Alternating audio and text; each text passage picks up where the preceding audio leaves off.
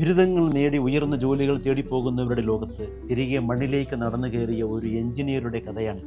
കൃഷിയെ നഷ്ടക്കച്ചവടമായി മാത്രം കാണുന്നവർക്കിടയിൽ സാങ്കേതിക വിദ്യയുടെ സഹായത്തോടെ ജൈവകൃഷിയിൽ സ്വന്തം സാമ്രാജ്യം പടുത്തുയർത്തിയ സുധീരൻ.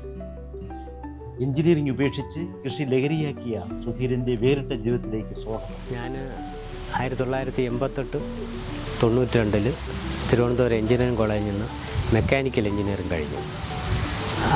സർക്കാർ മേഖലയിൽ പല ജോലികൾ ചെയ്തിട്ടുണ്ടെങ്കിലും ഞാൻ അതിൽ സാറ്റിസ്ഫൈഡ് അല്ല. അവസാനം ഈ പാരലായിട്ട് കൃഷിയിലേക്ക് അങ്ങ് ഇറങ്ങി. അപ്പോൾ പിന്നെ കൃഷിയാണ് എൻ്റെ, ബാക്കിയെല്ലാം ഞാൻ വിട്ടു.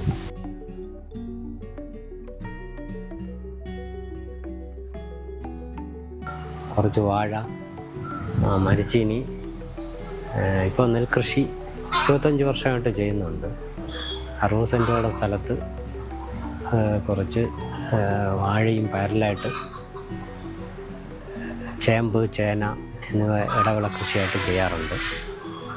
ഇപ്പോൾ എൻ്റെ ഈ നെല്ല് നട്ടിട്ട് തന്നെ 2 മാസം കഴിഞ്ഞു.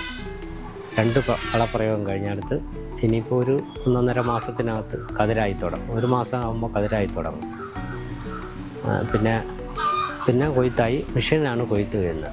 മെഷീൻ കൊയ്ത്ത് ചെയ്ത് നമ്മൾ കളക്ട് ചെയ്ത് സപ്ലൈകോയ്ക്ക് കൊടുക്കാറുണ്ട് ഇവിടെ.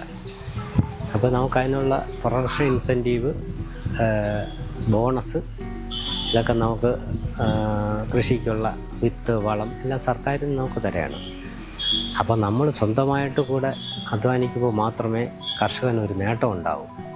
അല്ലെങ്കിൽ എല്ലാം കൂലിക്ക് കൊടുത്തു കഴിഞ്ഞാൽ നമുക്കൊരു നേട്ടമില്ല. എൻ്റെ മിക്കമാറും എല്ലാ പ്രിലിമിനറി വർക്കും, അതായത് വരപ്പ് പിടിക്കുക, വലമൊരുക്കുക, വിത്ത് പാവുക, തൈലം ഇതടിക്കുക, ഇങ്ങനെ തുടങ്ങി എല്ലാ പ്രിലിമിനറി വർക്കും ഞാനാണ് ചെയ്യുന്നത്. ഒരാൾ സഹായി ഉണ്ടെങ്കിലും ഞാനാണ് മിക്കവാറും ഒക്കെ ചെയ്യുന്നത്. പഠിച്ച എഞ്ചിനീയറിംഗ് പുസ്തകങ്ങളെല്ലാം മാറ്റിവെച്ച് കൃഷിയെ കേവലം ഒരു തൊഴിലായല്ല, മറിച്ച് തൻ്റെ ജീവിതത്തിലെ ഏറ്റവും വലിയ ലഹരിയായി മാറ്റിയത്. സാങ്കേതിക വിദ്യയുടെ കൃത്യതയും മണ്ണിൻ്റെ വിശുദ്ധിയും ഒന്നിച്ചപ്പോൾ പിറന്നത് ഒരു പുതിയ കൃഷി സംസ്കാരമാണ്. എൻ്റെ മാതാപിതാക്കളും പ്രത്യേകിച്ച് അമ്മ കൃഷിക്കാരിയായിരുന്നു. അതായത് വയൽ പാടങ്ങളിൽ കൃഷി ചെയ്താണ് ഞങ്ങളെ പഠിപ്പിച്ചതും വളർത്തിയതുമൊക്കെ. അപ്പോൾ അതിന് കൃഷിയോട് ചെറുതിലേ ഒരു അറ്റാച്ച്മെൻ്റ് ഉണ്ടായിരുന്നു. കാര്യം അമ്മ പാടത്ത് പണി ചെയ്യുമ്പോൾ ഞങ്ങൾ കൂടെ സഹായിക്കുക, പോച്ച പറിക്കുക, കളകൾ പറിച്ച് കന്നാലികൾക്ക് വേണ്ടി കൊണ്ടു കൊടുക്കുക. അത് കണ്ടാണ് വളർന്നത്. അപ്പോൾ 1988-92 ഞാൻ ട്രിവാൻഡ്രം എഞ്ചിനീയറിംഗ് കോളേജിൽ മെക്കാനിക്കൽ എഞ്ചിനീയറിംഗ് ആയിരുന്നു പഠിച്ചു. അപ്പോഴും നമ്മുടെ മെയിൻ ഇത് കൃഷിയെ അമ്മയും അച്ഛനെയും സഹായിക്കുക എന്നുള്ളതാണ്. അങ്ങനെ വന്ന് പിന്നീട് കൃഷിയോട് മെല്ലെ താല്പര്യം തോന്നി. ചെറിയ കൃഷികൾ ചെയ്തു വന്നു. അപ്പോൾ ചെറിയ ജോലികളൊക്കെ ചെയ്തുവെങ്കിലും കൃഷിയോടായിരുന്നു മെയിനായിട്ട് താല്പര്യം. അങ്ങനെ ഞാൻ ഒരു 50 സെൻറ്റ് സ്ഥലം വാങ്ങി നെൽകൃഷി തുടങ്ങി സ്റ്റാർട്ടിങ്. അമ്മയുടെ ഓർമ്മ, ഇതിനിടയ്ക്ക് അമ്മയും അച്ഛനൊക്കെ മരിച്ചതിന് ശേഷം കൃഷി അങ്ങനെ നിലനിർത്തി കൊണ്ടുപോയി. ഒരു 50 ലോൺ എടുത്ത് ഒരു 50 സെൻറ്റ് സ്ഥലം വാങ്ങി അവിടെ നെൽകൃഷി ചെയ്തു. അതായത് അമ്മയുടെ ഓർമ്മ നിലനിർത്തുക എന്നുള്ളതാണ് മെയിൻ ലക്ഷ്യം. അത് 22-25 വർഷം തൊട്ട് ഞാനിങ്ങനെ ആ നെൽകൃഷിയുമായിട്ട് ബന്ധപ്പെട്ട് നിൽക്കുകയായിരുന്നു. അതിനിടയ്ക്കാണ് പിന്നെ കുറച്ച് സ്ഥലം കൂടെ വാങ്ങി കൃഷി. വാഴ ഇവിടെ തന്നെ ഒരു 150 വാഴ നട്ടിട്ടുണ്ട്. പിന്നെ അനുബന്ധമായിട്ട് ഇടക്കൃഷിയായിട്ട് കോവൽ, പിന്നെ കത്തിരിക്ക, പയർ, പടവലം ഇതൊക്കെ ചെയ്യും. ഇത് നമുക്ക് വരുമാനത്തിനുപരിയായി നമുക്കൊരു സെൽഫ് സാറ്റിസ്ഫാക്ഷൻ, അതാണ് ഞാൻ ഉദ്ദേശിക്കുന്നത്. കാര്യം ഇതിൽ നിന്നുള്ള ഒരു സംതൃപ്തി എന്ന് പറഞ്ഞാൽ വേറൊന്നും എനിക്കാണ്, മറ്റുള്ളവരുടെ കാര്യമല്ല. അതാണ് എനിക്ക് ഏറ്റവും വലിയ. ഒരു ദിവസമെങ്കിലും ഒരു അരമണിക്കൂറെങ്കിലും ഞാൻ ഇവരുടെ ചുറ്റും ഇങ്ങനെ കറങ്ങി നടന്ന് ഇവരുമായിട്ട് ഒരു സമ്പർക്കത്തിലാവുന്നത് പോലെ അത്ര ഒരു അറ്റാച്ച്മെൻറ്റാണ് കൃഷിയോട്. പിന്നെ കൃഷി ഓഫീസിൽ നിന്നും അവരൊക്കെ എനിക്ക് വളരെ സഹായകരമായ വിത്തുകളും മറ്റും വളവും കാര്യങ്ങളൊക്കെ നമ്മളെ അന്ന് സഹായിക്കും. വാഴകൾക്കുണ്ടാകുന്ന കേടുകൾ അവർ വന്ന് കാണും. അങ്ങനെയാണ് കൃഷിയുമായിട്ട് പോകുന്നത്. കൃഷി നമ്മുടെ ഒരു പാർട്ട് ഓഫ് ലൈഫായിട്ട് മാറിയിരിക്കുകയാണ് ഇപ്പോൾ.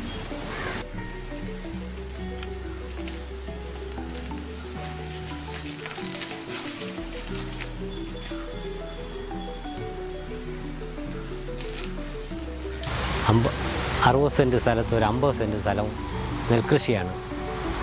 പിന്നെ അതിൽ പാരലായിട്ട് ചേന, ചേമ്പ്, ചീര ഇടവിള കൃഷിയായിട്ട് പയർ ഇതൊക്കെ ചെയ്യാറുണ്ട്. അതിൽ നിന്നൊക്കെ എനിക്ക് അപ്പോഴപ്പോഴായിട്ട് എനിക്ക് വരുമാനം കിട്ടാറുണ്ട്. പിന്നെ ഒരു നല്ല കാതലുള്ള ഒരു 10 മൂട് തെങ്ങുണ്ട്. അതിൽ നിന്ന് മിക്കവാറും 2 മാസത്തിലൊരിക്കൽ ഒരു 250 തേങ്ങ അടുപ്പിച്ച് എനിക്ക് കിട്ടും. അതും എൻ്റെ ഒരു വരുമാനത്തിൻ്റെ ഒരു ഭാഗമാണ്. എന്തുകൊണ്ടും ഞാൻ കൃഷിയിൽ വളരെ സംതൃപ്തനാണ്. പിന്നെ ഇതിൽ പലരും പറയാറുണ്ട് കൃഷി നഷ്ടമാണ്. നമ്മൾ ഇപ്പോൾ ഈ നെൽകൃഷിയും ചെയ്തിട്ട് ഞാൻ കരയിലിരുന്നാൽ ശരിയാവില്ല. നമ്മളതിൻ്റെ ഭാഗമാവണം എന്ന് പറഞ്ഞാൽ ഇതിൻ്റെ പ്രിലിമിനറി കുറച്ച് വർക്കുണ്ട്. ഇപ്പോൾ നെൽകൃഷി ചെയ്യുമ്പോൾ അതിൻ്റെ വരമ്പൊരുക്കുക, നിലമൊരുക്കുക. ഒരു പണിക്കാരനുണ്ടെങ്കിലും പലപ്പോഴും കിട്ടാറില്ല. ഇതൊക്കെ ഞാൻ തന്നെ ചെയ്യും. വിത്ത് മുളപ്പിക്കുക, വിത്തിട്ട് മുളപ്പിക്കുക, ആ സമയത്തിന് അതിനെ കറക്റ്റായിട്ട് നടുക. ഇപ്പോൾ ഇവിടെ മെഷീൻ കൊണ്ടാണ് നടവ്. അങ്ങനെയാണെങ്കിലും ഞാൻ മിക്കവാറും ഒക്കെ ഇത് കൈകൊണ്ടാണ് നടുന്ന ആൾക്കാരുണ്ട്. അവർ വന്നിട്ട് ഒരു 5 പേര് നിന്നിട്ട് നടും. ഞാനും കൂടെ അതിൻ്റെ ഭാഗമായി വളപ്രയോഗവും പിന്നെ കീടനാശിനി പ്രയോഗവും ഇതെല്ലാം ഞാൻ സ്വന്തമായിട്ടാണ് ചെയ്യുന്നത്. ഇടയ്ക്ക് കളയെടുക്കാറുണ്ട്. ഈ കളയെടുക്കാൻ ചിലപ്പോൾ ആളെ കിട്ടാറില്ല. അപ്പം ഞാൻ തന്നെ അതൊക്കെ ഇങ്ങനെ ചെയ്തു. ഒരു ദിവസം 1 സെൻറ്റ് 2 സെൻറ്റ് കണക്ക് ഞാൻ ഫുൾ ടൈം. അതൊരു വളവുമാണ്. നമുക്കൊരു ജോലി ഭാരവും കുറയും. ആളെ കാണില്ല ചില സമയത്ത്. അപ്പോൾ നെൽകൃഷിയും ഏത് കൃഷിയായാലും നമ്മളതിൻ്റെ ഭാഗമാകാമെങ്കിൽ മാത്രമേ നമുക്കെന്തെങ്കിലും നേട്ടം ഉണ്ടാവും. അല്ലെങ്കിൽ എല്ലാം കൂലി കൊടുക്കാനേ തികയും. ഇപ്പോൾ കൂലിയാണ്. കൂലി 1000 രൂപയോളം കൂലിയുണ്ട് ഇപ്പോൾ. അതായത് രാവിലെ 6 മണിക്ക് എത്തിയാൽ 1 മണിയാകുമ്പോൾ അവർ കരയിൽ കയറും. 1000 രൂപയാണ് കൂലി. അപ്പോൾ ഇതനുസരിച്ച് കൂലി കൊടുക്കാനേ പക്ഷേ നമുക്ക് കൃഷിയിൽ നിന്ന് എന്തെങ്കിലും ആദായം കിട്ടണമെങ്കിലും നമ്മൾ സ്വന്തമായി കുറച്ച് കാര്യങ്ങളൊക്കെ ചെയ്യേണ്ടതുണ്ട്. അത് ചെയ്താലേ എനിക്ക് ഇപ്പോൾ തന്നെ സർക്കാരിൽ നിന്ന് വിത്ത്, വളം, പിന്നെ പ്രൊഡക്ഷൻ ഇൻസെൻറ്റീവ്, ബോണസ് ഇതൊക്കെ കിട്ടാറുണ്ട്. പിന്നെ അവർ സംഘടിപ്പിക്കുന്ന ഓരോ ക്ലാസ്സുകളിലും സെമിനാറിലും ഒക്കെ പങ്കെടുക്കും. അങ്ങനെ കൃഷി എൻ്റെ ഒരു മെയിൻ പാർട്ട് ഓഫ് ദി ലൈഫായിട്ട് ഞാൻ കൊണ്ടുപോവുകയാണ്. ഫുള്ളി സാറ്റിസ്ഫൈഡാണ് ഞാൻ ഈ കൃഷിയിൽ. ഞാൻ പൂർണ്ണമായും ജൈവ രീതിയിലാണ് കൃഷി ചെയ്യുന്നത്. കാരണം എൻ്റെ ഭാര്യയും മക്കളും ഇതൊക്കെയാണ് ഉപയോഗിക്കുന്നത് വീട്ടിൽ. അത് കാരണം ഞാൻ എല്ലാം ജൈവ രീതിയിലാണ്. ഇപ്പോൾ തന്നെ ഞാൻ ജൈവ സ്ലറി ഉണ്ടാക്കിയിട്ടിട്ടുണ്ട്. ചാണകം, വേപ്പ് പിണ്ണാക്ക്, കടല പിണ്ണാക്ക് എന്നിവ ചേർത്ത് പുളിപ്പിക്കും. വലിയൊരു ഡ്രമ്മിനകത്ത് ഇതെല്ലാം ഇട്ടിട്ട് വെള്ളമൊഴിച്ച് ഒരാഴ്ച 10 ദിവസം കഴിയുമ്പോൾ ഇത് ഞാൻ ഡൈല്യൂട്ട് ചെയ്ത് 1 ലിറ്റർ വെള്ളത്തിൽ ഇങ്ങനെ ഡൈല്യൂട്ട് ചെയ്ത് ഞാനിത് പ്രയോഗിക്കാറുണ്ട്. പിന്നെ അടുക്കളയിൽ നിന്നാകുന്ന ഭക്ഷണാവശിഷ്ടങ്ങളായ ഇതിൻ്റെ വേസ്റ്റുകളൊക്കെ കൂടെ ഇട്ട് ഞാനൊരു ഈ ബിന്നുണ്ടാക്കി വെച്ചിട്ടുണ്ട്. 2-3 ഉണ്ട്. ഇതിനകത്ത് കാർഷിക കാളയിൽ നിന്ന് കിട്ടുന്ന ഇനോക്കുലം ഉപയോഗിച്ച് ഇതിനെ ഞാൻ വളമാക്കി മാറ്റും. ഇതൊരു വലിയ ഇതാണ്. 3 മാസം ആകുമ്പോൾ എനിക്ക് നല്ലൊരു ഇതിൽ തന്നെ എനിക്കൊരു ജൈവവളം കിട്ടുന്നുണ്ട്. ഇത് പ്ലസ് മിക്സ് ചെയ്ത് ഇതിൻ്റെ കൂടെ ഉപയോഗിച്ച് ചെയ്യും. പിന്നെ ഞാൻ ഈ പച്ചക്കറികളിലൊക്കെ കാന്താരി മുളക്, വെളുത്തുള്ളി, ഗോമൂത്രം ഇതും ഡൈല്യൂട്ട് ചെയ്ത് ഞാൻ സ്പ്രേ ചെയ്യും. കീടനാശിനി ഇതാണ് ഞാൻ മെയിനായിട്ട് ഉപയോഗിക്കുന്ന കീടനാശിനി. പിന്നെ വേപ്പെണ്ണ ഡൈല്യൂട്ട് ചെയ്ത് അതും സ്പ്രേ ചെയ്ത് കൊടുക്കാറുണ്ട്. ഇതൊക്കെയാണെങ്കിലും കുടുംബത്തിൻ്റെ സപ്പോർട്ടാണ് മെയിൻ. എനിക്ക് ഭാര്യയും 2 മക്കളുമുണ്ട്. ഭാര്യ സർവേ ഡിപ്പാർട്ട്മെൻറ്റ് സൂപ്രണ്ടാണ്. 2 മക്കളിൽ മൂത്തയാൾ ഡിഗ്രി കഴിഞ്ഞ് PGക്ക് വേണ്ടി തയ്യാറെടുക്കുന്നു.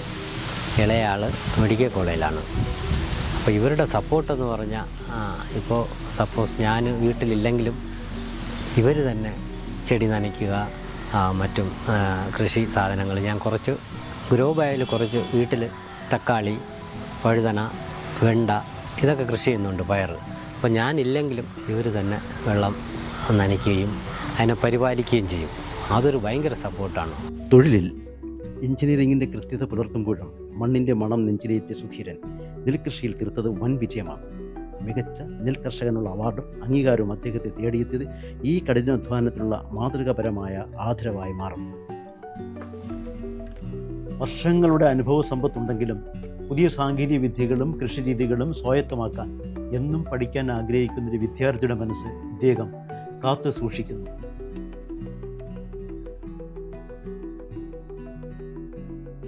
ജീവിതത്തിൻ്റെ ഏത് ഘട്ടത്തിലും സൗഹൃദങ്ങൾക്ക് വലിയ വില കൽപ്പിക്കുന്ന വ്യക്തിത്വമാണ് സുധീരൻ്റേത്. എഞ്ചിനീയറിംഗ് കോളേജ് പഠനകാലത്ത് കൂടെ ഉണ്ടായിരുന്ന പ്രിയ സഹപാഠികളുമായി ഇന്നും ആ ഊഷ്മളമായ സൗഹൃദം അദ്ദേഹം കാത്തുസൂക്ഷിച്ചു. തിരക്കുകൾക്കിടയിലും പഴയ കൂട്ടുകാരുമായി ഒത്തുചേരാനും ക്യാമ്പസ് നാളുകളിലെ ഓർമ്മകൾ പങ്കുവച്ച് സൗഹൃദം പുതുക്കാനും അദ്ദേഹം എന്നും മുൻപന്തിയിലുണ്ട്. കൃഷി ലഹരിയാക്കിയ സുധീരൻ മികച്ചൊരു നടനാകാനുള്ള മോഹവും നെഞ്ചിലേറ്റുന്ന യഥാർത്ഥ കലാകാരനാണ്.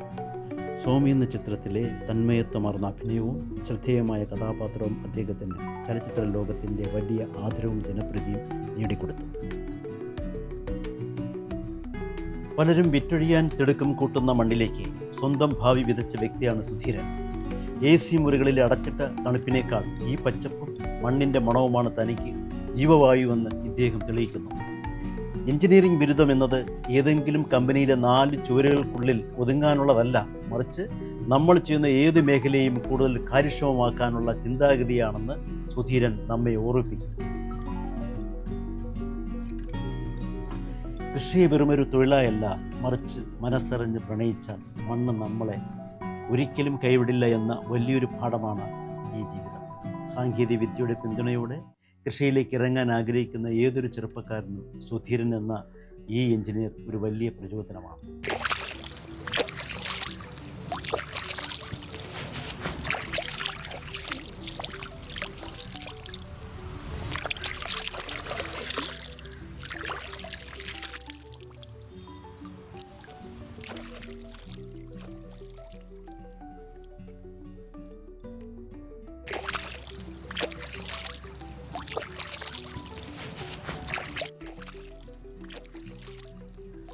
മണ്ണറിഞ്ഞ ഈ എഞ്ചിനീയറുടെ വിശേഷങ്ങൾ നിങ്ങൾക്ക് ഇഷ്ടമായെങ്കിൽ വീഡിയോ ലൈക്ക് ചെയ്യുക, മറ്റുള്ളവരിലേക്ക് ഷെയർ ചെയ്യുക. ഇതുപോലുള്ള കൂടുതൽ വ്യത്യസ്തമായ കഥകൾക്കായി ചാനൽ സബ്സ്ക്രൈബ് ചെയ്യാനും മറക്കരുത്.